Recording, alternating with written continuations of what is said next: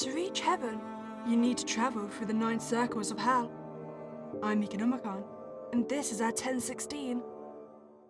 The elevator's warmth was a relief from the cold waters of the Styx and the bodies inside thrashing on the water's surface. I knew the heat would soon become a fleeting feeling the deeper I went. I clasped a hand over the cross around my neck and took a deep breath. The door closed, and the elevator began its slow descent down into the thick of hell. Each elevator ride had been vastly different from the last, in terms of both the elevator itself and the length of the ride down. While the time between the first and second circles only took 30 seconds, the ride between the fourth and fifth took what felt like 30 minutes. Some were smooth and in sleek modern elevators, others were...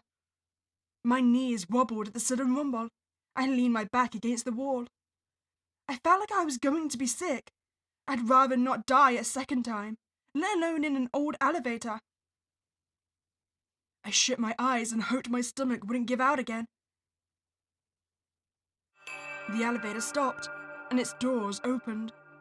My eyes were not ready for the immediate surge of fog that washed into the elevator like waves.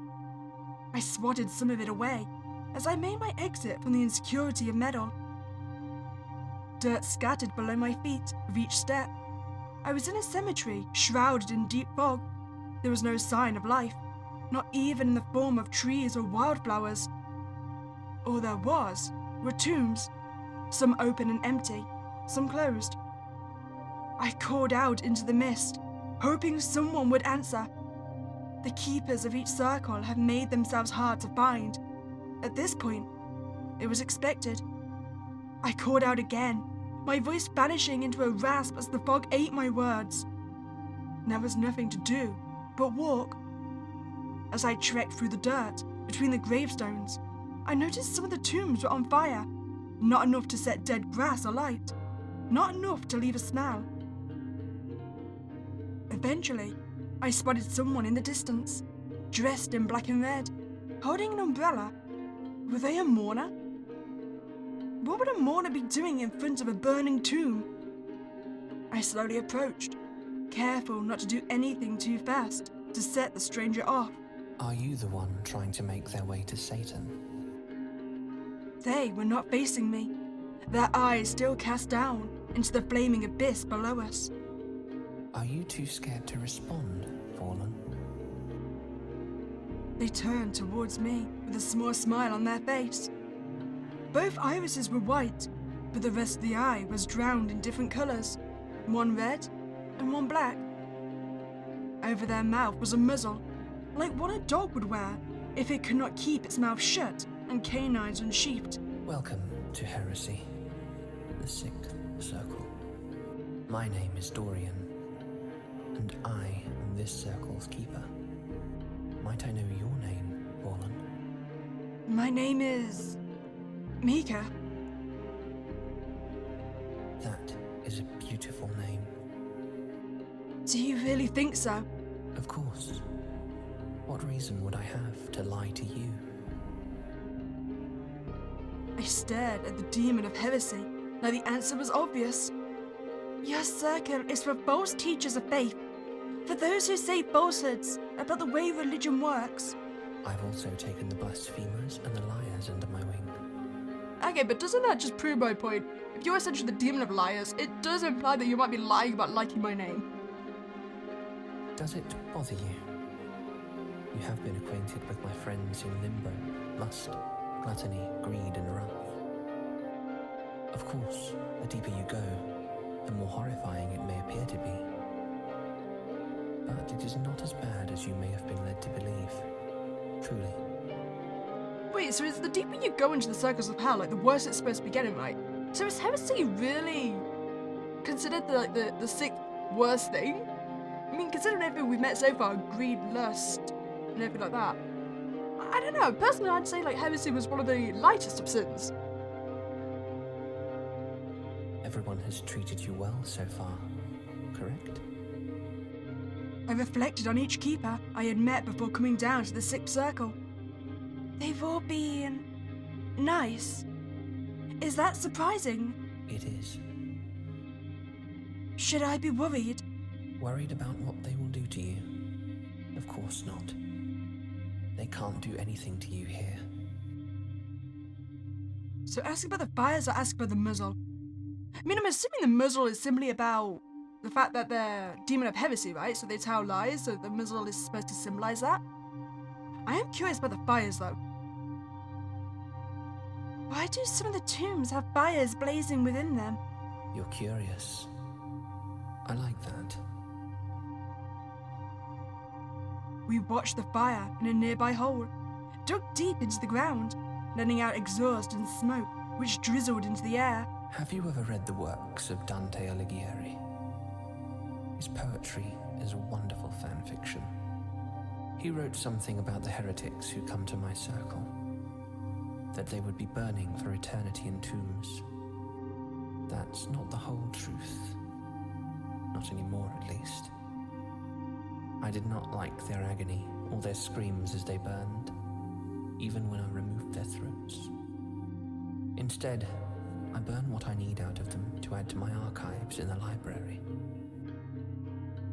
In the flames were bones, buried deep into the false earth. They looked thinned. Their lies, their false teachings, whatever I do not already know. And then I leave their souls to wander until they die from a lack of purpose. You collect heresy? Indeed, among other things, because why not? Or perhaps it's because I like to collect pretty things. But enough of all that. Dorian raised a hand out to the sky, palm up. There was a look of annoyance which briefly came over his face. I looked up to the sky. It was beginning to grow dark, filled with tones I had never seen before in rain clouds. Is rain coming? Ash. For the first few minutes, the fall is not bad, but it can become worse than a raging blizzard. Wait, like, a high intensity of ash can kill you, right? Like, isn't that also what happened in Pompeii? Like, after the whole volcanic eruption, it's just like the waves of ash. We should hurry back to the library. I'll return later to observe the fires. So yes, ash is indeed dangerous then. He extended his hand towards me. Here. The umbrella will shield you from the storm until we get you to shelter. I could taste it in the air. The bitter remains of smoke had already made a home on my tongue. See, I don't know whether I should take his hand or not. Is that going to essentially mean casting a deal with the demon? Maybe I should just stand next to him. We'll share the umbrella. I declined the hand and instead stood next to him. Stay close to me. It's not going to kill you, but it'll get in your lungs and ruin your clothes. And the two of us walked, through fog and past uncovered graves, whose fires blazed despite the upcoming storm. Dorian looked down at me every so often as we walked, but he barely said a word. Was he judging me?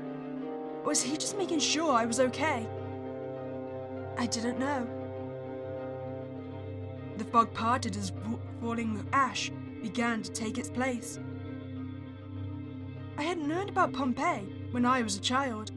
I imagined that the citizens of that ancient city witnessing this fall of ash. What would they have thought if they were in my position, unafraid and protected, certain of incoming shelter?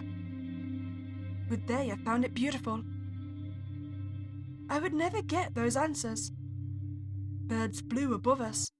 I could not see them, but I could hear their calls as they shifted through the ash.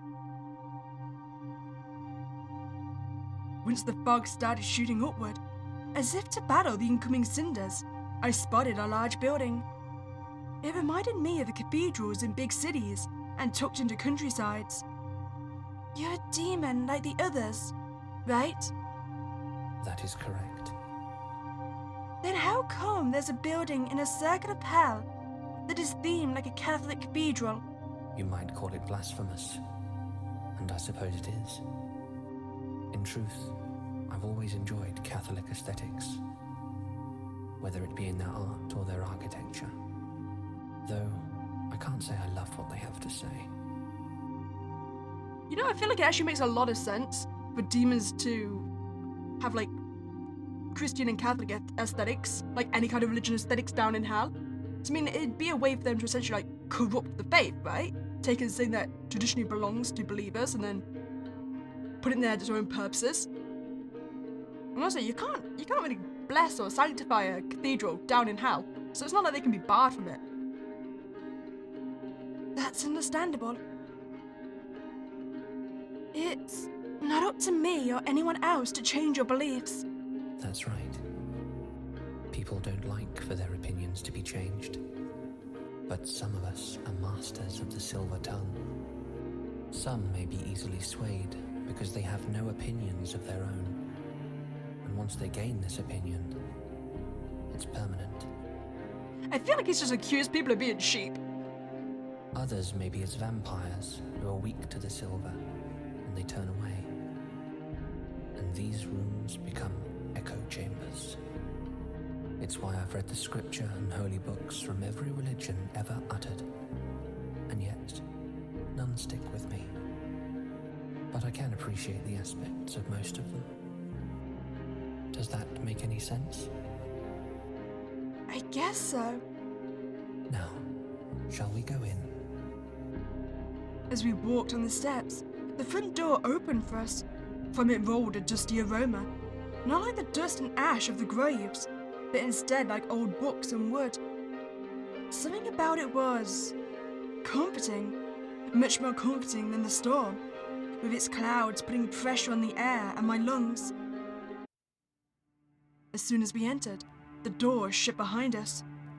I was greeted to an extravagant room lined with books on either side. Above me sat beautiful paintings of mythical creatures, sitting among dead forests and empty beaches.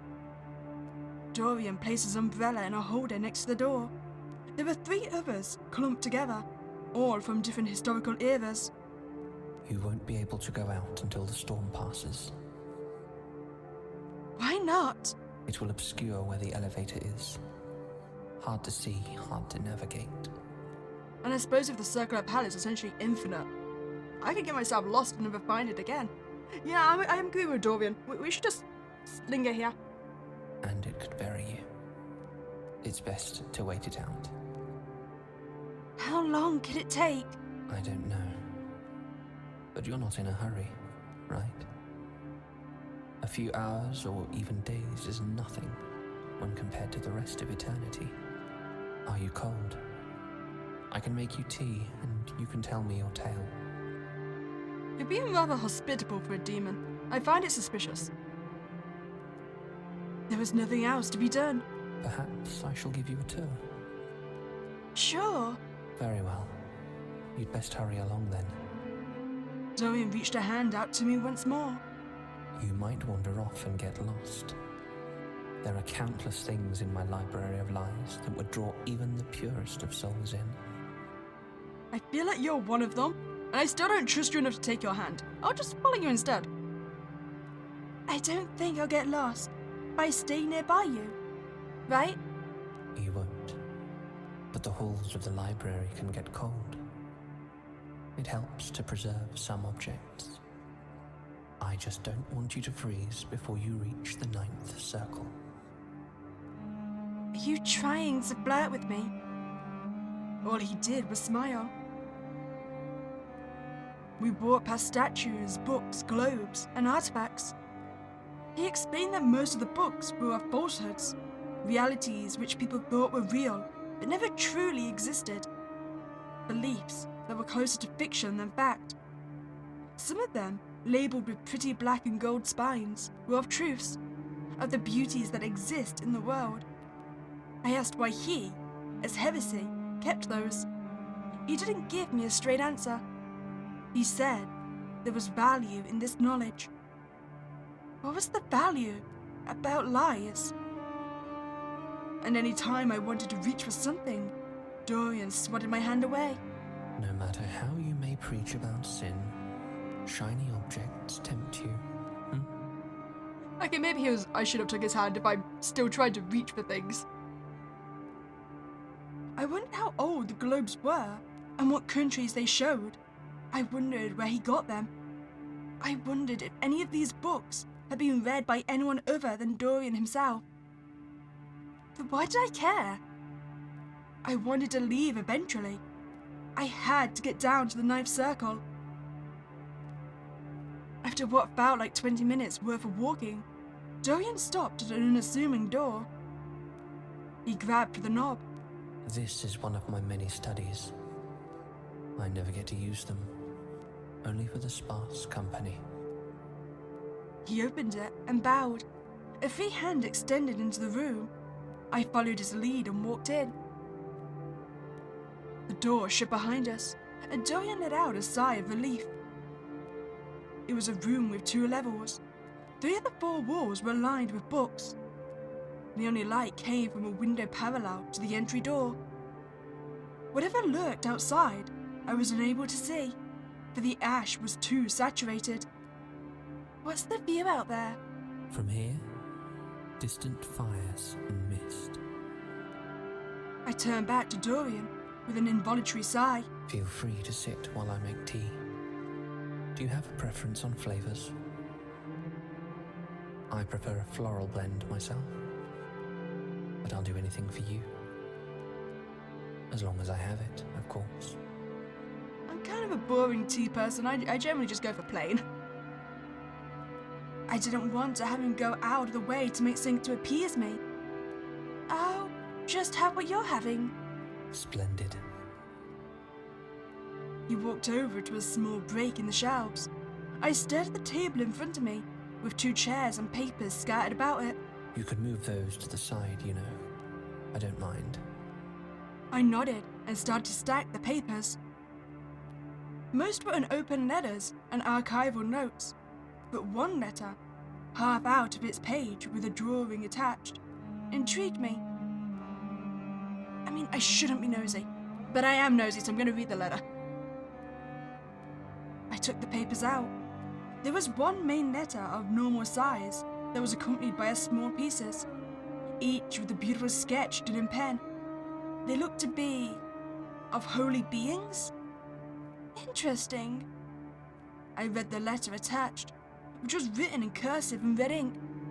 Dorian, I have sent some thumbnail ideas for the commission for the 14th wing. Let me know what you think.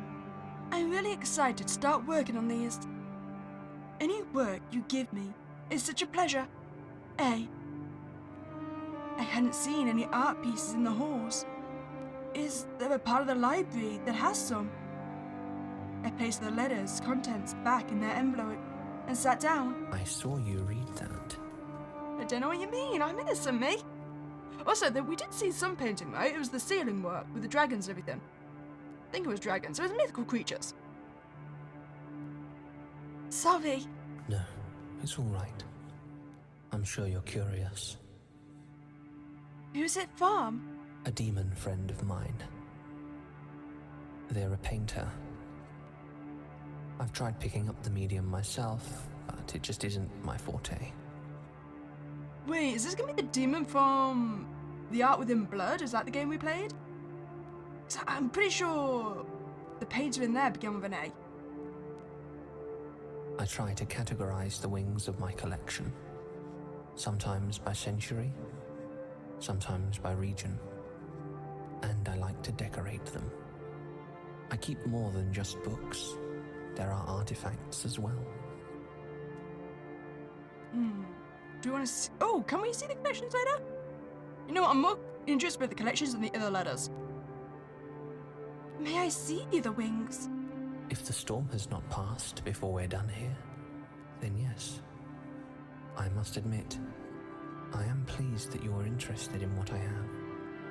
See, now I can't decide if Dorian wants me to stay in this circle of hell with him. Because, I mean, he did mention earlier about wanting me to get to the night. It's history. Even if it's weird history. The history of lies and falsehoods. That's the thing about a lie. They all come unraveled by the end. He returned with 2 cups. One was a plain straw in a cup, which I assume was for him. The other was a beautiful teacup with a gold handle and deep blue flowers, painted like the night sky.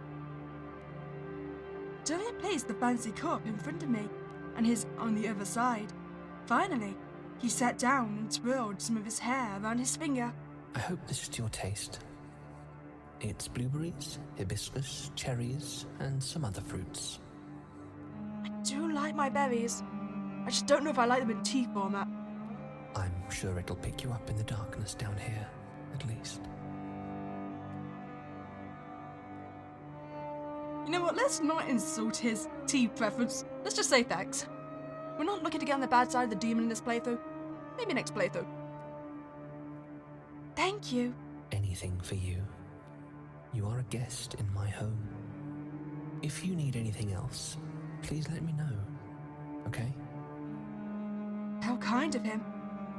He placed the straw between the bars of his muzzle so he could take a sip. It was scorching hot, and he was drinking it immediately. So, shall we start this over? You know, sometimes I think we forget that he's a demon. He probably doesn't respond to temperature like we do. Dorian was cut off by sound, hitting the window nearby. The two of us turned to find the source. It was a bird, with black feathers that contrasted against the light dust of the outside storm. It stared at me for a few seconds, flapping its wings to keep its place. And before I could process it, the bird flew up into the chaos. I noticed them earlier. Why do you have birds? I don't know, but they don't bother me. I let them fly about. Some of them nest on the spires. You know, I feel like it's appropriate that the birds are in this realm.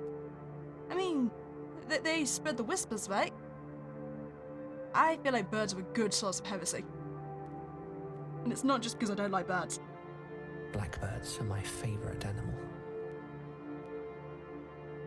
He cleared his throat and resumed the conversation. You have recently died, and you were sent to Limbo, the first circle.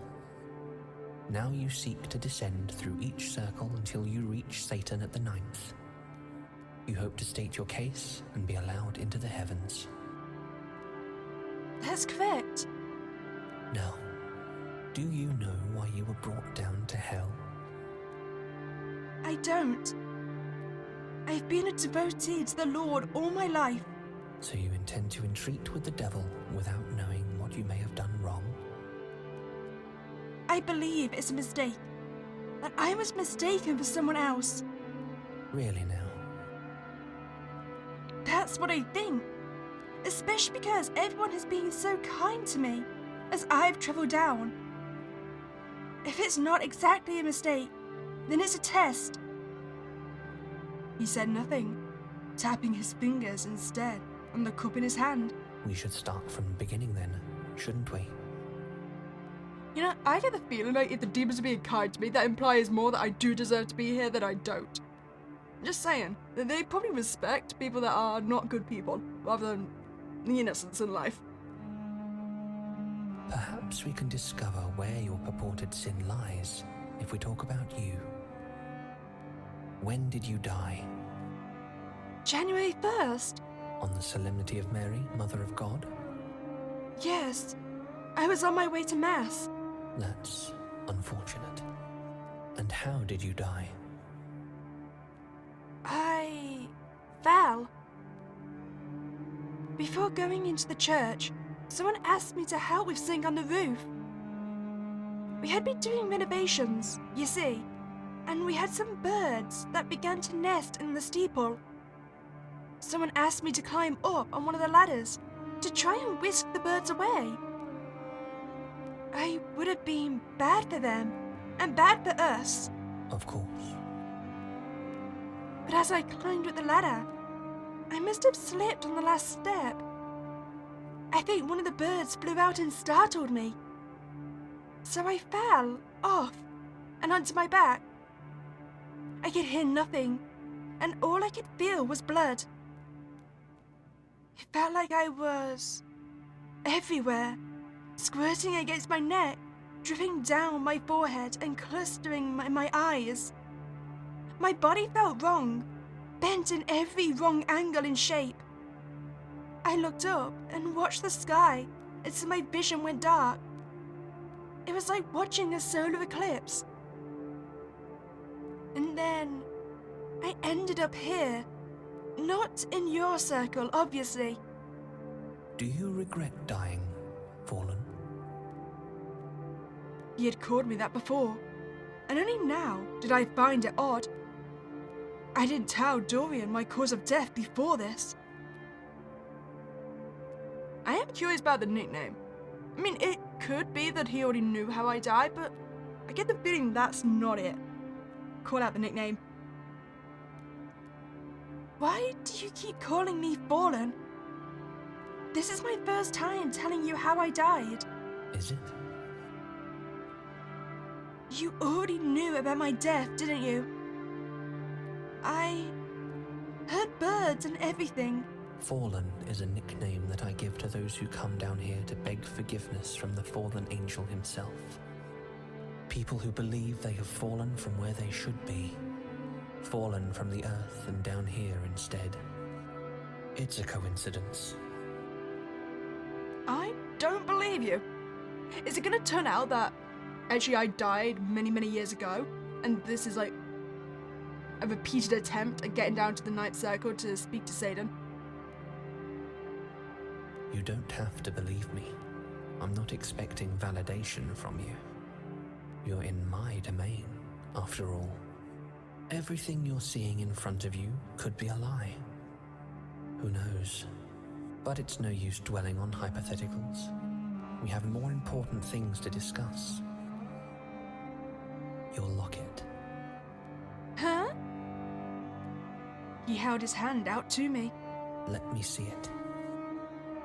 I had nearly forgotten the new piece of jewelry, which sat loosely around my neck after I tried prying it open to no avail in the second circle. Why? You know how people will keep the portraits and memories of their loved ones tucked in a locket close to their heart, so they do not forget what is most important to them? It's similar to that, only it's with your memories. I unhooked the silver clasp, sitting in the back of my neck, and handed it to him. He was careful not to touch the clasp. Why? The keepers of those circles offered no response when I asked about its purpose. Dorian stood up and walked to a row of books behind him. Each looked old, older than any church I'd ever visited. It shall be easier to pass through if we can just...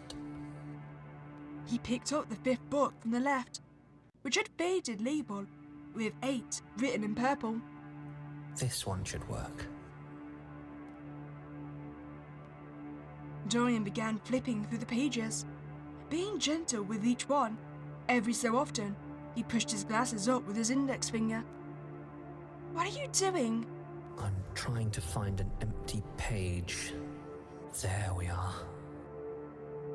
He had opened a page towards the end of the book. It was decorated in a border of twigs and birds, painted in neutral, matte colours. The most peculiar part was the oval-shaped hole in the middle of the page. Dorian placed the book on the table. He then placed the locket in the hole. It fit perfectly. I looked at his face, admiring the way his eyebrows knitted and lips parted in concentration. We then close that, and now all we do is wait. He used the chain of the locket as a bookmark before he closed the book shut. What does that do? It will write out your life story for me, all on one page. I'm guessing then it will skip any embarrassing details, right? If you've only got one page to fill out. We need only give it a few minutes. Can I interest you in more tea? I think I'm alright. Thank you. Let me finish this cup. All right. Dorian stood up, taking his cup and returning to the corner where he had originally made the tea. I looked down at the liquid swirling in my cup. When I glanced back, Dorian was staring at me with a soft expression on his face. Dorian? Oh, apologies. He turned away from me and began rummaging around the drawers. You see, I get the feeling that he actually does know us somehow. Like I said, it could just be a repeated attempt to get down to the Ninth Circle. How about we ask about Dorian himself? Can I ask you some questions? I'm an open book. I mean, is when did you die a good question? Or should I be asking if you were, like, born a demon? Actually, you know what? I want to know if you died and when you died. Within the 1st century CE. Okay, so you originally were a human then. I was burned alive for leading some Roman lambs astray. I had many thoughts on how the world should work. I've always believed religion to be selfish. People do good deeds to seem like good people, good enough to achieve paradise. I thought good deeds should be done because you want to be a good person. You want to help your fellow man, not to gain something in the end. I had other thoughts, that the man upon everyone's lips was just another preacher, that we are in control of ourselves. It's why my realm is tombs of fire and ash. Are you still upset? About dying? No, I was never upset. The only thing I'm upset about is I can't... He stopped himself, both in his word and in his body. Never mind. We were interrupted by a bird's chirping. Dorian walked back over to me and gently placed his hand on the book, tracing the corner, stitching with his finger. It's ready. Dorian opened the book and picked it up, hiding most of his face behind the pages. Every so often, he looked back up at me, eyes full of either delight or curiosity. He'd nod, as if to confirm some unsaid suspicion. I glanced to the window. The storm seemed to be still raging, with no end in sight. Have you found anything yet? I think so. There is something overarching, but I can pull out a specific moment. Do you remember the church you volunteered to work with to help serve food to those who are underprivileged? Yes. It was cold that day in January. I underdressed, and I was shivering. There were birds and squirrels outside, peering in on us through the church's windows. They'd start with their sermon before we were allowed to serve food. So they brought up the story of the feeding of the 5,000. Then he commanded the multitudes to sit down on the grass. And he took the 5 loaves and the 2 fish, and looking up to heaven, he blessed and broke and gave the loaves to the disciples. And the disciples gave to the multitudes. So they all ate and were filled, and they took up 12 baskets full of the fragments that remained.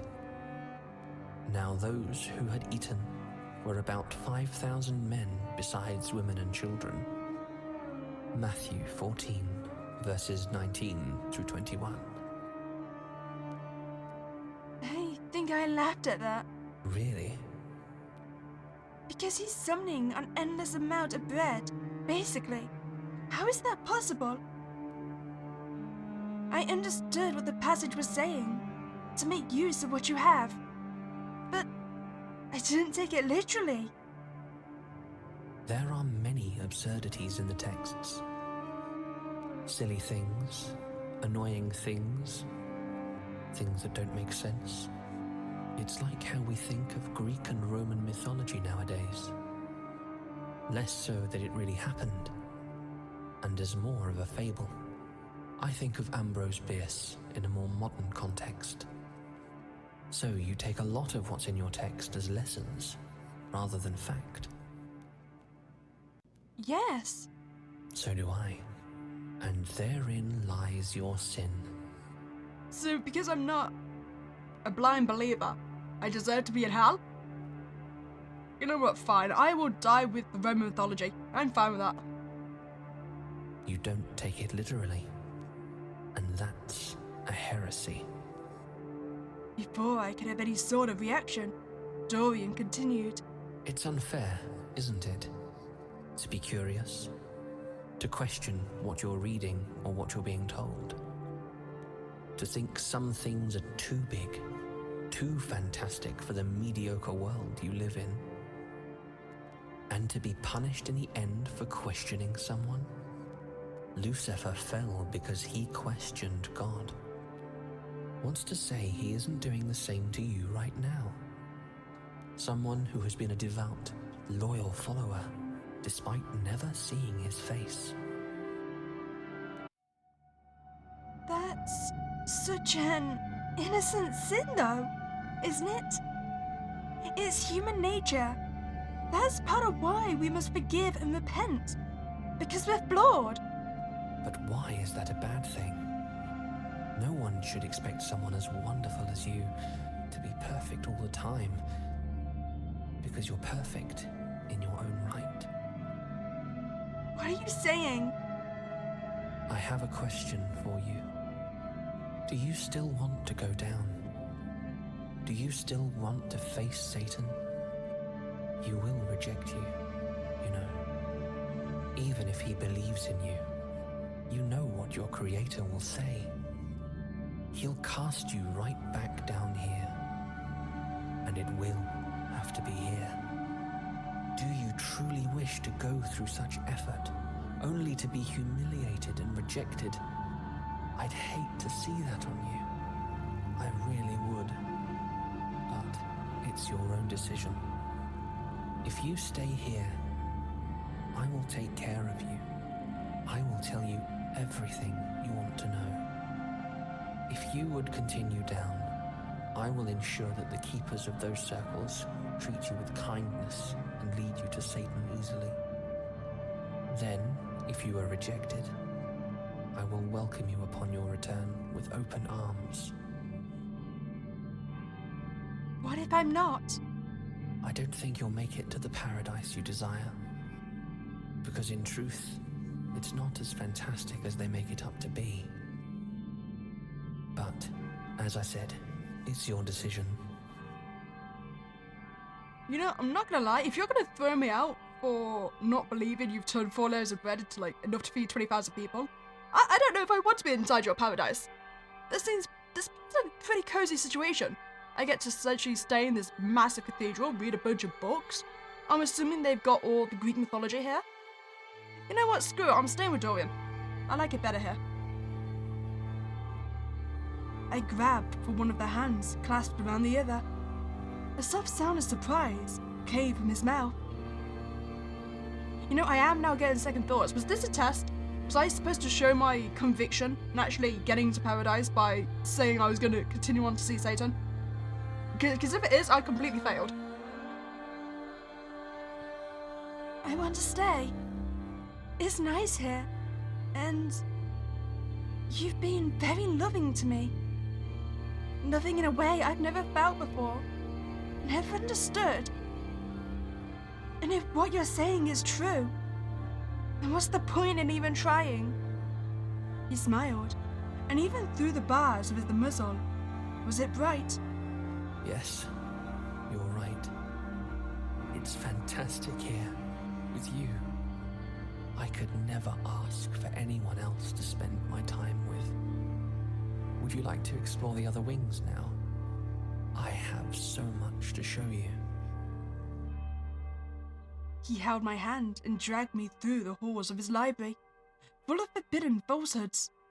The whole time, he was smiling, eyes lit up with stars, despite the darkened sclera and sunken irises. He didn't tell me yet why he was so infatuated with me, why exactly things had transpired the way they had. I knew he would, though, eventually. Ending 3. Some things are best in the shadows of secrecy. I feel like I made the best decision here. We got the good ending, I'm gonna say. Okay, let's go back and actually commit to going down to Satan. Sorry, Dorian. I need to go on to the next circle. I mean, if what you say is true, I'll probably circle back round to you anyway. I think I'm going to try. It can't hurt to try and see what happens. And if I come back, then I come back. If that's your choice, follow me. He led me out of the room and back into the hallway. The elevator has always been in the building?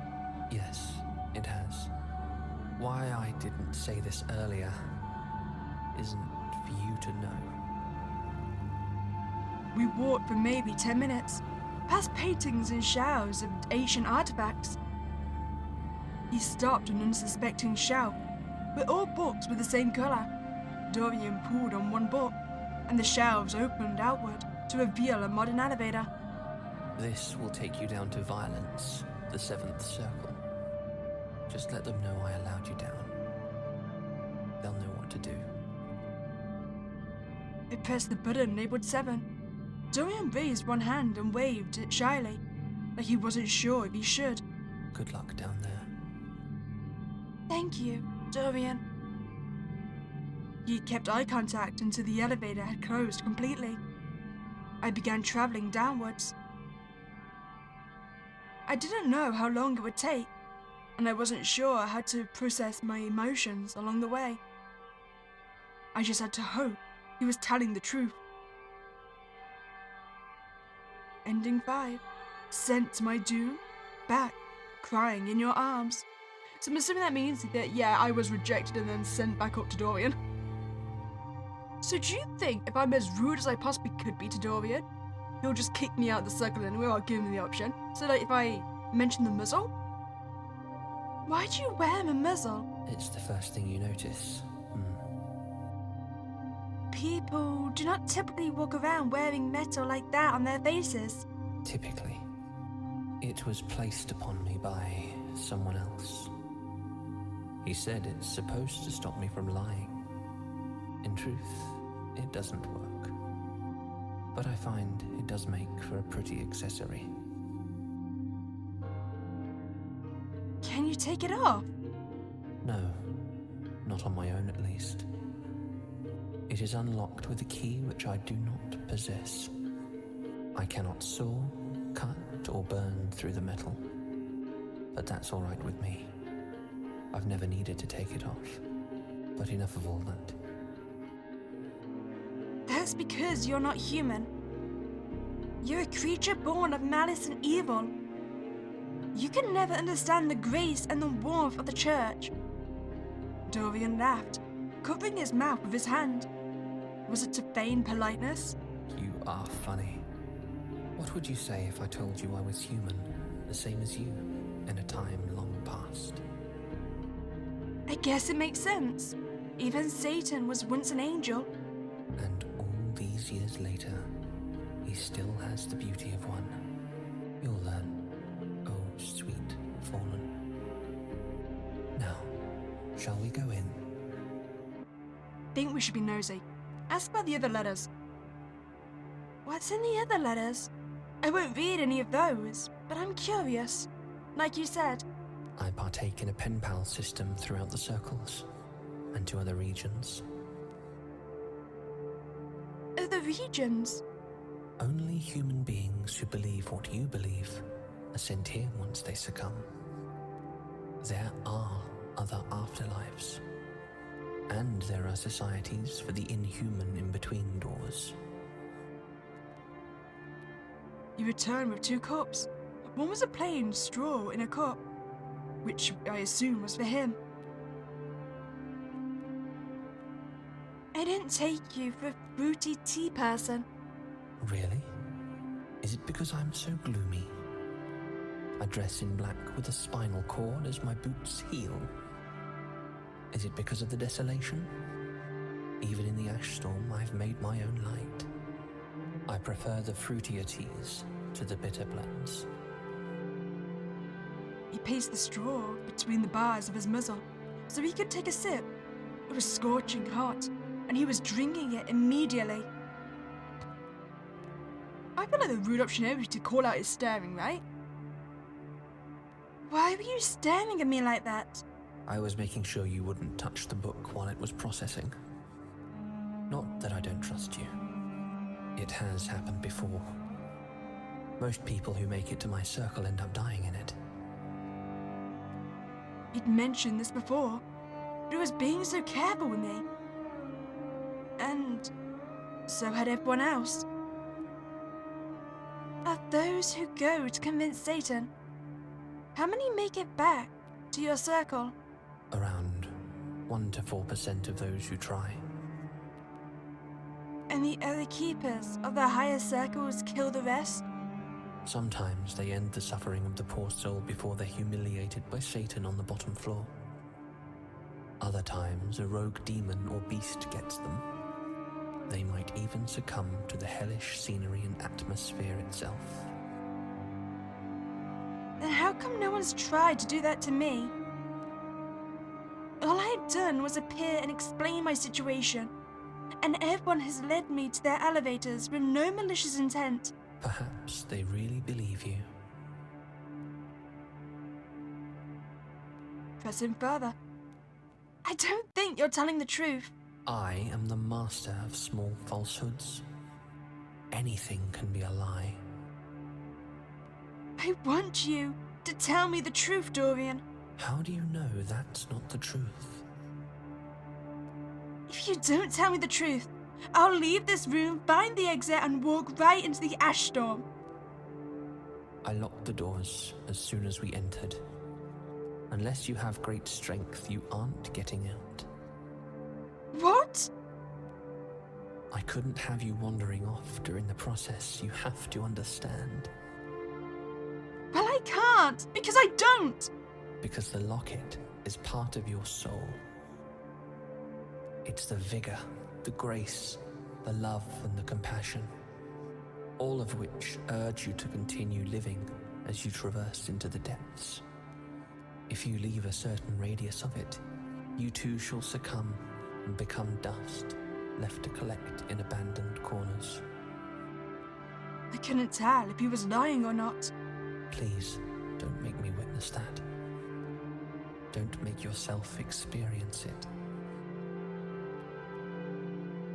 Too many get killed a second time then, from having their lockets ripped off by beasts.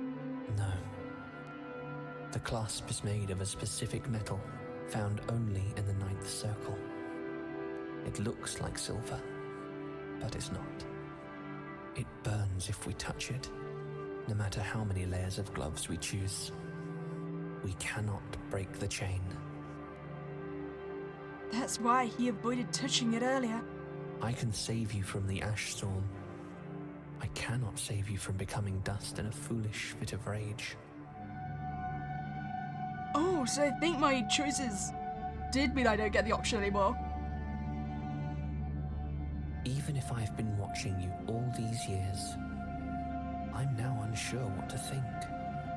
I thought this could work out. Would you like to know something?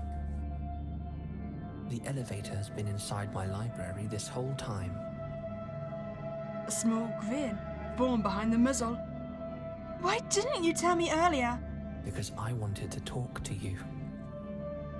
He pulled the locket out of the book and placed it in my hand. But I think I'm done now. Would you like to go to the next floor? I'll escort you. Before I could react, he grabbed my wrist, fingertips pressing into my skin.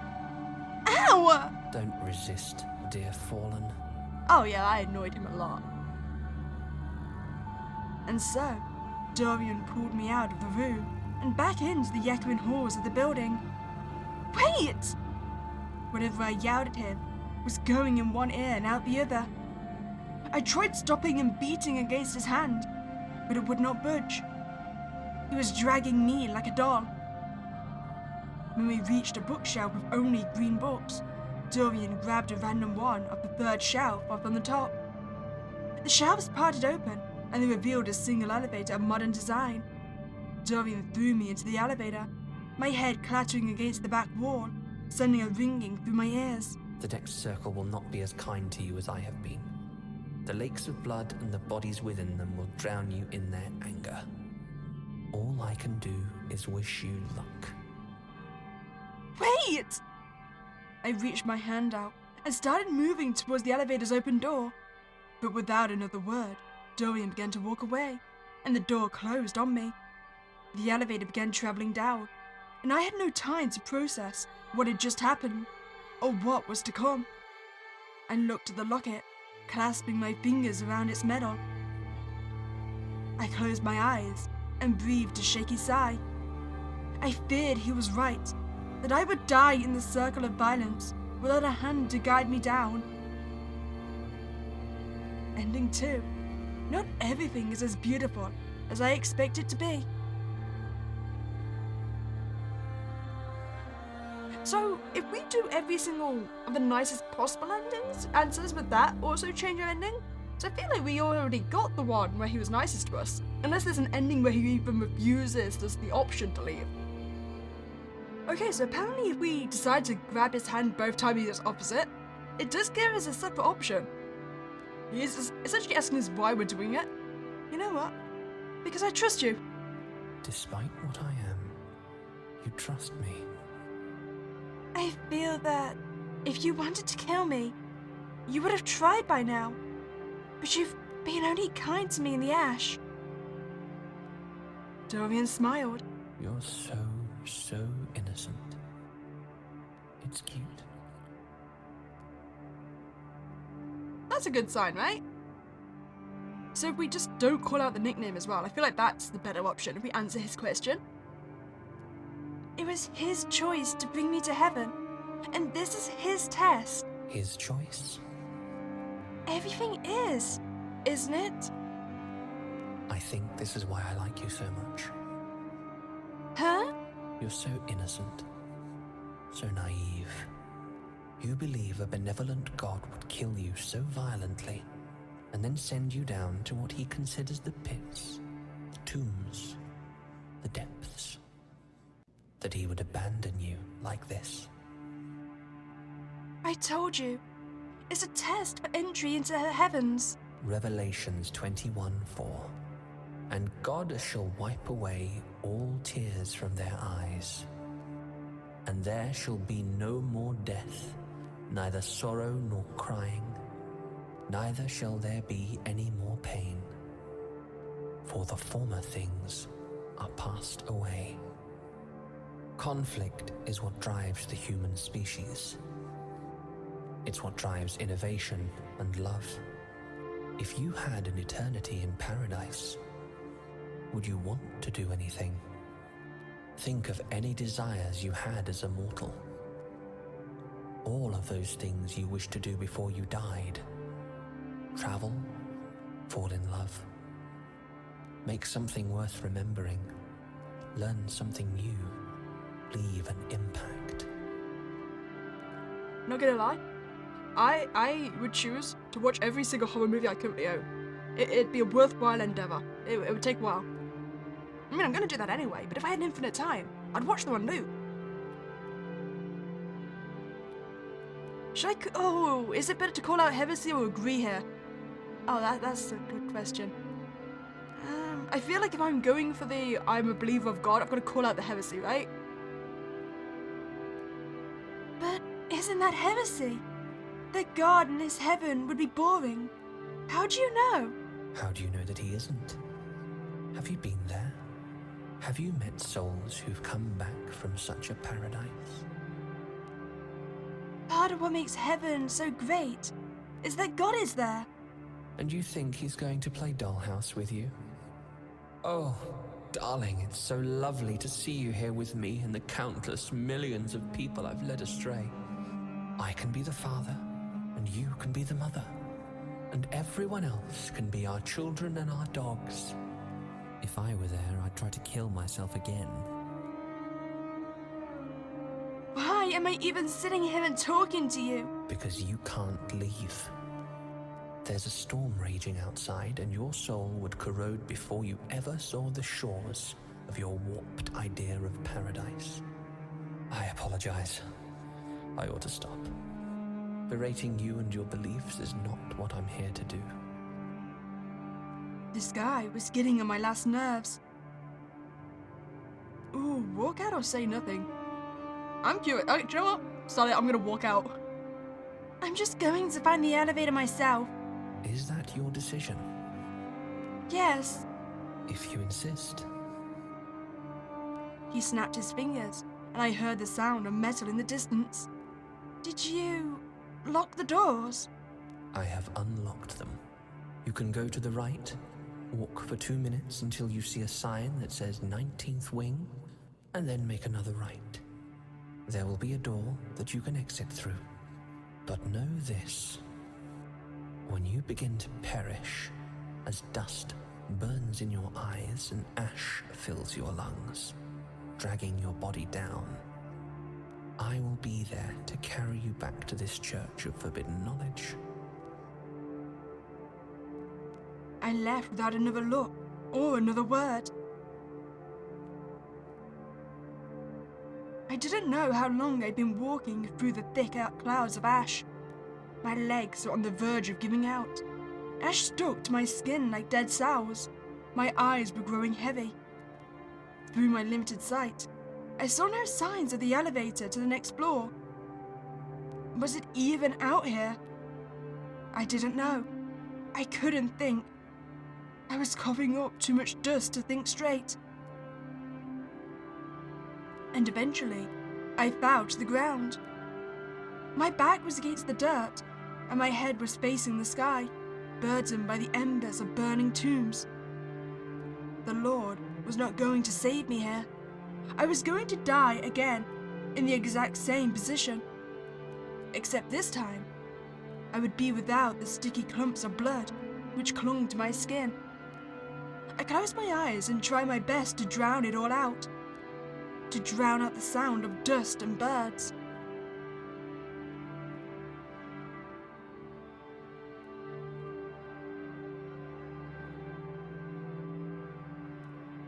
You should have listened. I couldn't react, with a heavy feeling in my body, like rocks under my skin that were weighing me down. Arms wrapped around my body and pulled me into the air. I was being held, no, cradled, in them. And we were walking. He was walking with his back against the storm. What am I going to do with you? I'll fix you right up and start over. Perhaps. For the first time since I had met him, he hesitated. Truly hesitated. I'll worry about that later. I opened one of my eyes to look up at Dorian. Instead, all I saw was a bird flying into the storm. I closed again and melted into the cold of Heavensea's master. Ending 1. No matter how much I scrub at my tongue, the taste of blood remains. You know, I'm kind of surprised that's ending 1. I mean, I'm assuming, like, you number the endings in what order you expect people to get them, right?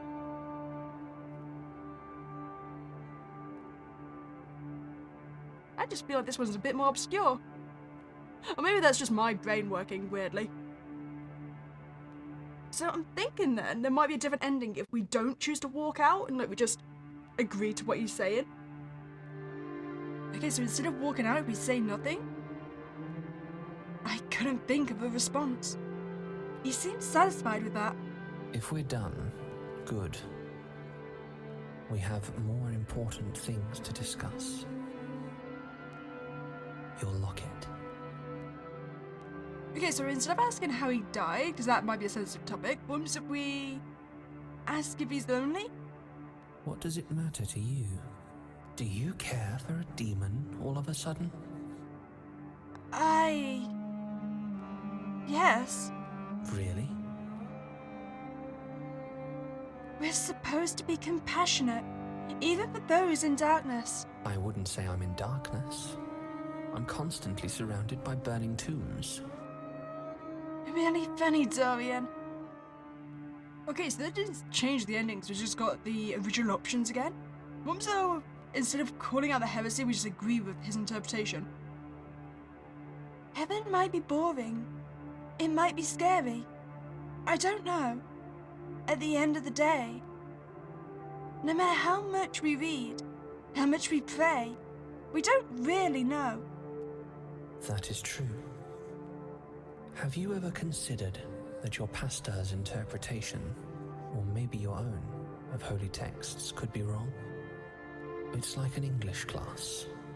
There is an interpretation that your professor may project. There's an interpretation which stems from the context of the time and place in which it was written. There's an interpretation directly from the author. Then there's your interpretation, oh darling Thorn. Dorian, can I ask you something? You can ask me anything. You push this idea that heaven is a boring place. Is that the same for hell? For someone who is not suffering? Only the truly wicked suffer. But it would take up too many resources to make an exponential amount of souls suffer for eternity. We may have eternity, but we like to make things quick. That's not exactly what I'm trying to ask. Are you bored down here? Bored? I wouldn't say so. I have lots of work to do. Bodies to burn, people to release, books to catalogue. Sometimes they allow me to gaze upon the human world and observe the living before they fall into the circles. I cut him off. Are you lonely? I haven't seen anyone else here except for you. You must get lonely with no one to talk to. He did not respond for a few moments. It may have seemed like he was looking at me, but instead, he was looking through me. I suppose I do get lonely. I have friends, other demons mostly, who come to visit and assist, but they leave. They have to. They have other obligations and their own concerns to consider. I just wish that... He swallowed and closed his eyes. Pay me no mind. We have more pressing issues to worry about. Your locket.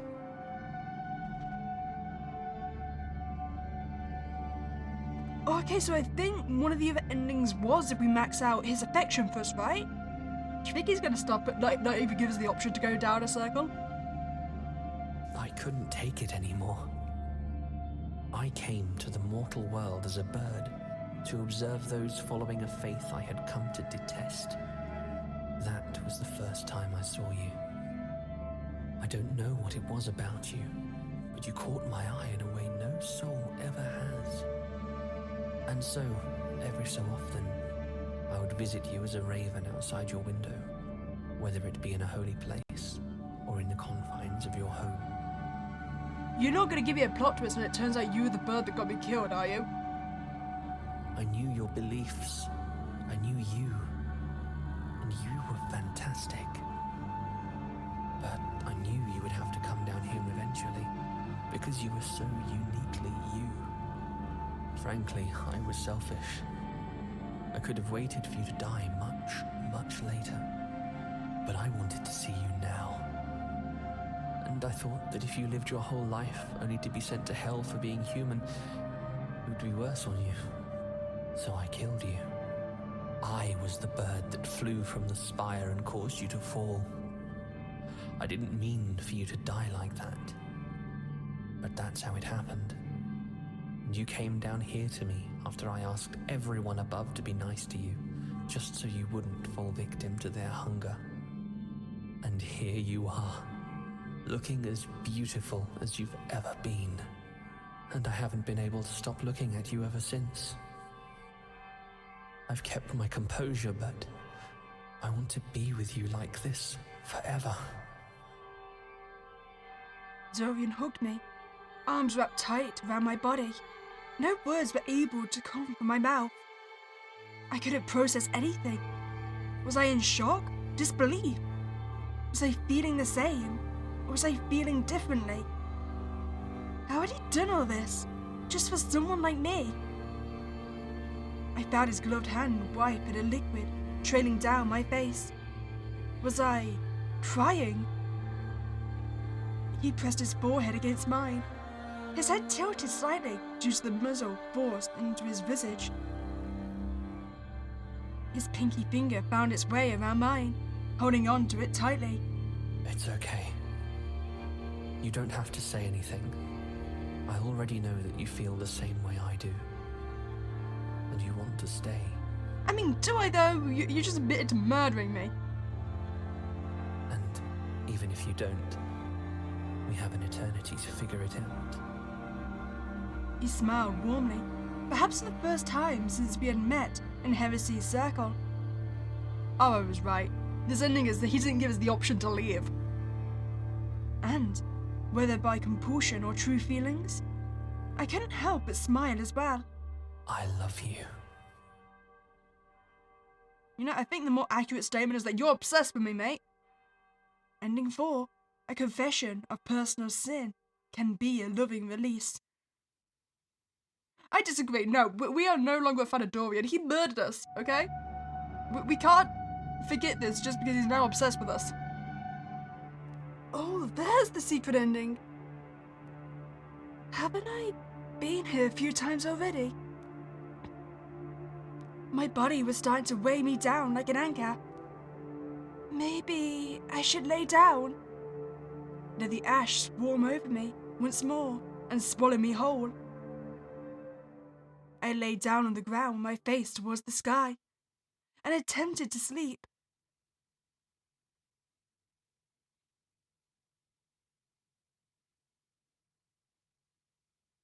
Oh, is Dorian not coming for this time?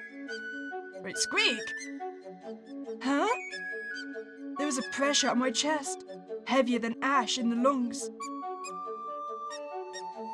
I opened my eyes and rubbed them. Confusion knit itself into my expression and mind. Wait, Dorian, you turned into a cat? Wait, an otter? Was this an otter? What was an otter doing here, hidden among the ash storms of Heresy? Hi there. I gave the otter my hand. It took no time to sniff or observe me, for it nuzzled its face against my palm. I mean, that is very clearly an otter Dorian, right? I mean, it's got the mask and everything. At least, as much as it could, for it had a muzzle clamped around its mouth. Wow, you know, you remind me of some little buddy.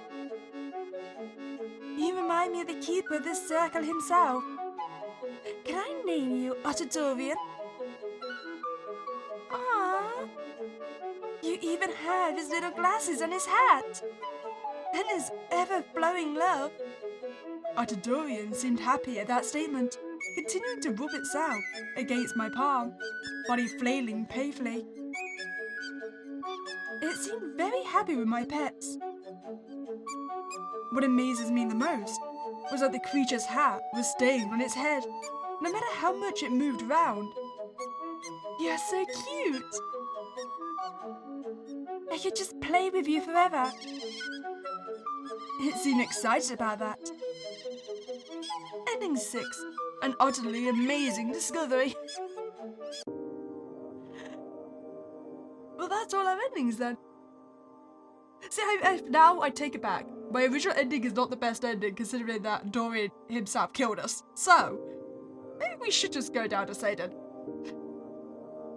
Hope you enjoyed your time here. If you did, please like this video and subscribe to this channel. That was Spooky Day, and I'll catch you next time, guys.